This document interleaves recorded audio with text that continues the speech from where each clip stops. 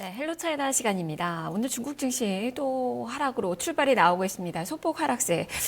지금 한 0.8%가량 밀리네요. 2781선으로 내려앉았고, 위안화 고시원율 지금 보니까 4개월 만에 최대폭 절상입니다. 0.34% 절상한 것으로 나타나고 있습니다.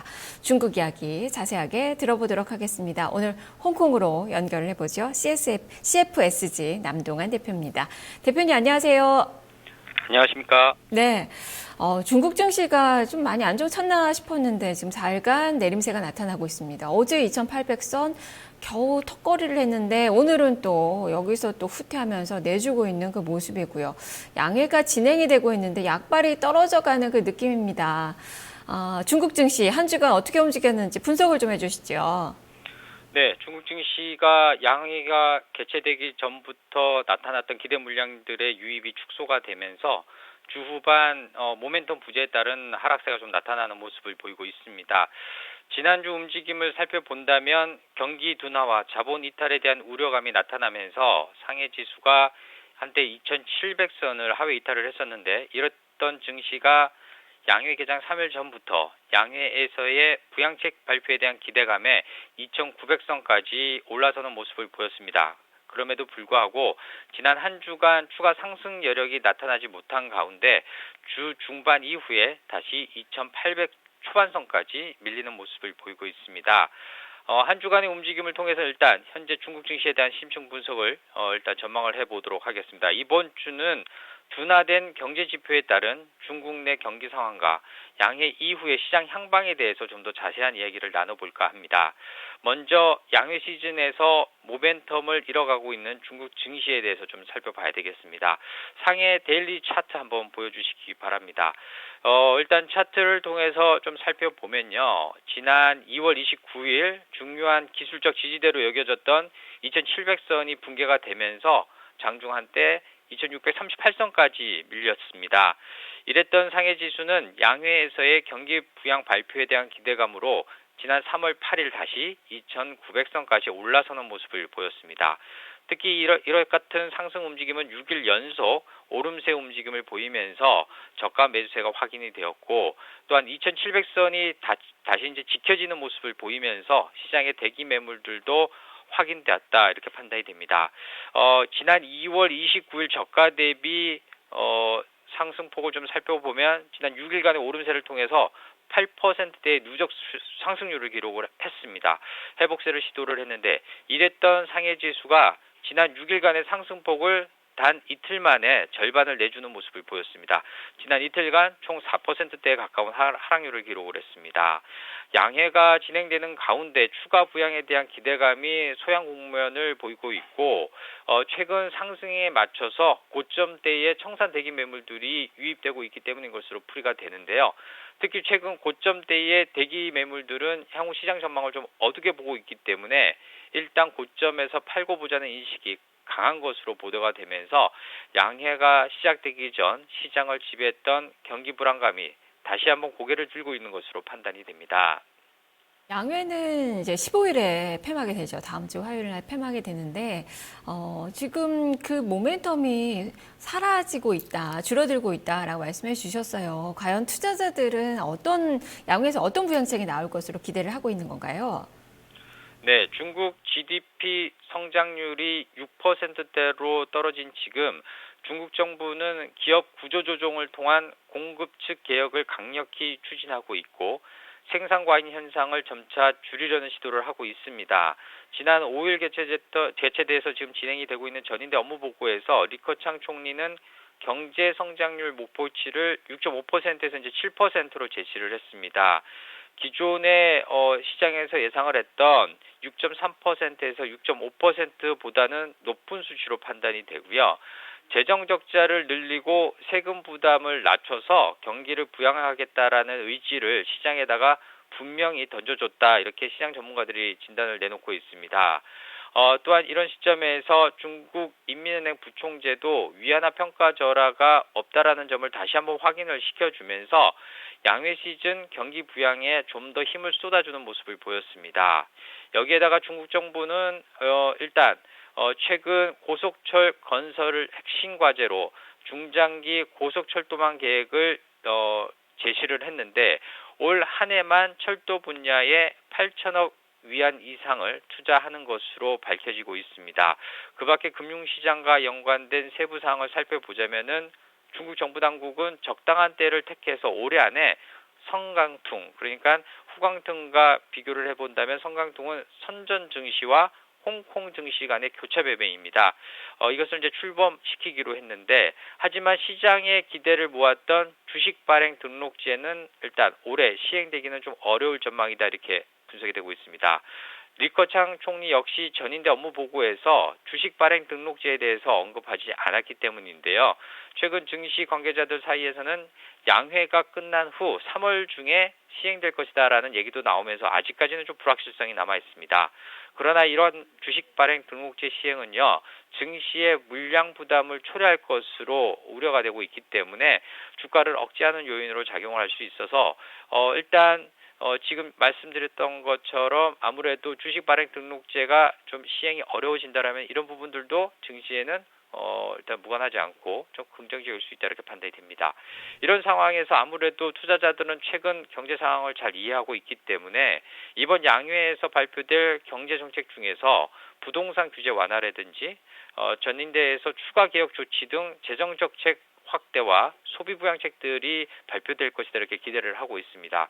그러나 여전히 부동산 시장 과열에 대한 정부의 조치가 나올 것으로 예상되는 등 시장 상황이 녹록치만은 않습니다. 15일 마감되는 양회가 진행되는 동안 그런 가운데 시장 투자자들이 기대했던 것보다 크게 일단 발표되는 내용들은 없을 수도 있다라는 시장 모멘텀을 잃어가는 양상을 나타내고 있습니다. 그만큼 뭐 중국의 경기에 대한 그 우려감들이 있는데 이번 주에 발표됐던 지표가 두 가지가 중요한 지표가 있었습니다.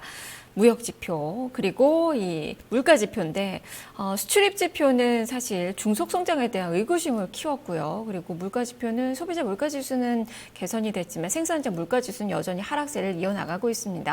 자, 그렇다면 이 무역 수지부터 좀 자세하게 내용 좀 살펴주시죠. 네, 일단 전체적인 그림을 보면 경제 지표는 좀 혼조 양상이다. 그렇지만 중국 경제 상황은 더 안개 속이다, 이렇게 볼 수 있는데, 먼저 수출 지표가 부진하게 발표된 가운데 물가 지표는 단기간 소폭 상승한 것으로 발표가 되었습니다. 먼저 발표된 내용들 살펴보겠습니다. 중국의 2월 대외 무역 거래가 큰 폭으로 감소를 했는데 2월 무역 수지는 325억 9천만 달러 흑자를 기록을 했습니다. 하지만 시장 예상치인 510억 달러는 하회하는 모습을 보였습니다. 중국의 이 같은 무역량은 1년 4개월 연속 전년 대비 감소세를 나타내고 있는 것으로 분석이 되고 있습니다. 세부 지표들 좀 살펴보면 2월 달러 기준 수출이 전년 동기 대비 25.4%가 하락을 하면서 시장 예상치였던 14.5% 감소폭보다 더 저조하게 발표가 됐고요. 수입도 13.8%가 감소를 하면서 예상치인 12% 감소할 것이다라는 것보다 더 낮게 나타났습니다. 중국 정부 당국 역시 5일 전인대 업무 보고에서 무역 증가율 목표치를 제시하지 않았는데 일단 내수 시장에 대한 부담감을 좀 덜어내면서 일단 무역 수지를 통한 시장의 기대감을 좀 갖게 하고 있다, 이렇게 분석이 되고 있습니다. 반면에 소비자 물가 지수는 이 춘절 이 연휴 기간의 영향으로 개선이 됐습니다. 긍정적으로 볼 수 있는 건가요? 네, 일단 지표들을 좀 살펴보면 2월 소비자 물가 지수 CPI가 전년 대비 2.3% 상승을 했습니다. 이 같은 수치는 전문가 예상치 1.9%를 상회하는 모습을 보였는데 또한 수치로만 본다라면 지난 2014년도 7월 이후에 최고치를 기록하는 모습을 보였습니다. 춘제 연휴를 맞아서 돼지고기라든지 해산물 등 식품 수요가 크게 늘어났고요. 이에 따른 식품 가격 상승에 따른 것으로 일단은 풀이가 되고 있습니다. 소비자 물가 지수 발표로 시장은 긍정적인 효과를 기대했습니다만 시장의 반응이 크게 일단 나타나지는 못했습니다. 또한 이날 발표됐던 생산자 물가 지수 PPI는 전년비 4.9%가 하락을 했는데 중국 과잉 공급에 대한 우려를 나타내면서 소비자 물가 지표에 대한 긍정적인 부분을 축소시킨 것으로 판단이 됩니다. 특히 일부에서는 경기 침체가 나타나고 있는 가운데 물가가 상승하는 현상이 나타나는 스태그플레이션에 대한 우려로 변질되면서 증시에 부정적으로 작용하는 모습을 보이고 있습니다. 스태그플레이션이라는 것은 뭐 잘 아시겠지만 간단하게 다시 한번 정리해 드린다라면은 경제가 부진함에도 불구하고 물가가 상승하는 상태를 말합니다. 경기가 부진한 불황기에는 물가가 하락하는 것이 일반적이고요. 또한 반대로 경기가 호황일 때는 물가가 상승하는 것이 일반적입니다만 최근에는 호황기에는 물론 불황기에도 물가가 계속 상승하는 모습을 나타내고 있습니다. 이 때문에 불황과 인플레이션이 공존하는 사태가 벌어지고 있다 이렇게 분석이 되고 있습니다. 소비자 물가 개선도 부정적으로 해석이 되는군요. 자, 증시는 이렇게 한 주가 마무리가 되어 가고 있는 그 구간인데요. 그렇다면 어떻게 좀 평가를 할 수 있을지 증시를 이끄는 그 요인들도 살펴주시죠. 네, 현재 시장은 기술적인 구간에 들어섰다 이렇게 판단이 됩니다. 특히 이 기술적 구간은 레인지권을 형성, 즉 박스권을 형성하면서 당분간 시장에 새로운 모멘텀이 발생하기 전까지 이어질 것으로 판단이 됩니다. 즉 시장의 모멘텀이 좀 줄어들었기 때문에 새로운 이슈가 유입되기 전까지 기술적인 움직임에 치중할 것이다. 이에 따라서 박스권 장세를 대비하는 장세가 필요하다라고 판단이 됩니다. 기술적으로 좀 말씀해 주셨는데 차트를 보면서 좀 자세히 설명 들어볼까요? 네, 상해 지수 데일리 차트를 좀 보여주시기 바랍니다. 현재 상해 지수는요, 지난 2월 이후에 2740선에서 2940선의 레인지를 형성을 하고 있습니다. 이같이 이제 구간별로 일부가 이탈하는 움직임을 나타내기도 했습니다만 이 레인지의 상하단은 의미 있는 가격대, 즉 2740선과 2940선은 의미 있는 가격대를 형성을 하고 있습니다. 특히 과거 움직임을 봤을 때 매물대가 강하게 형성이 되었던 가격대이기도 하고요. 특히 이제 2700이라는 절대적인 수치, 2900이라는 절대적인 수치도 심리적으로 중요하게 작용을 하고 있습니다. 이 기술적 가격대를 하향 돌파하거나 또는 상향 돌파할 경우에 단기적으로는 새로운 추세를 형성할 것으로 예상이 되고 있기 때문에 일단 이 박스권은 굉장히 중요할 것으로 판단이 됩니다. 현재 시장에서 나와 있는 뉴스들은 이 강한 매물대를 돌파하지 못할 것으로 예상이 되고 있는데 그렇기 때문에 제 개인적으로는 투자 측면을 살펴보자면요. 박스권의 하단인 2700선에서의 무리한 추격 매도라든지 2900선에서의 무리한 추격 매수 같은 것은 좀 자제할 필요가 있다 이렇게 판단이 됩니다. 예측대로라면은 이 가격대에서 강한 매물대가 형성이 되면서 손바뀐 매물들도 활발하게 나타날 것이고 시장에 큰 힘을 얻고 있는 것으로 보일 수도 있습니다만은 쉽게 매매 타이밍을 잡으려는 욕심이 생길 수도 있겠고요. 하지만 일단 이 박스권 이탈이 확인되기 전까지는 좀 차분하게 기다려볼 필요가 있다라는 점입니다. 또한 박스권 매매 전략도 유효할 것으로 판단이 됩니다. 즉 보수적인 측면보다도 공격적으로 시장에 임한다라면은 시장의 방향성이 뚜렷하지 않기 때문에 저가 매수와 고가 매도 박스권 내에서의 전략이 유효할 것으로 판단이 됩니다. 다음 주에도 박스권 레인지가 예상이 된다라는 그 말씀이시군요. 자, 그렇다면 다음 주 증시 좀 자세하게 말씀해 주시고요. 투자 포인트도 같이 들려주시죠. 네, 당분간 중국 증시 기술적 움직임에 치중할 것으로 생각이 되고 가능성이 높을 것으로 예상이 됩니다. 최소한 투자자들은 현재의 기술적인 레인지권을 벗어나기 전까지 일단 기대감이나 예측을 가지고 투자하는 것은 보류해야 된다고 생각이 됩니다. 중국 증시는 여전히 대내외적으로 불안 요인을 형성하고 있습니다. 내부적으로는 경제 지표를 통해서도 드러나듯이 경기 상황이 과거와 달리 성장세를 이어가지 못하고 있고요. 이에 따른 실물 경기의 둔화세가 당분간 증시에도 영향을 미칠 것으로 판단이 됩니다. 또한 경기 둔화에 따른 위안화의 약세 움직임으로 자본 이탈에 대한 우려들도 아직까지는 남아있는 상황입니다. 이 영향으로 중국 국가통계국은 8일 보고서를 통해서 미국의 금리 인상 등 전 세계 금융시장 불확실성에 대해서 언급을 했는데 국가통계국은 1차적으로 양자간 또는 다자간 통화 스왑을 통해서 금융 레버리지를 완화할 계획이지만요. 필요할 경우에는 토빈세 징수도 배제하지 않겠다 이렇게 밝혔습니다.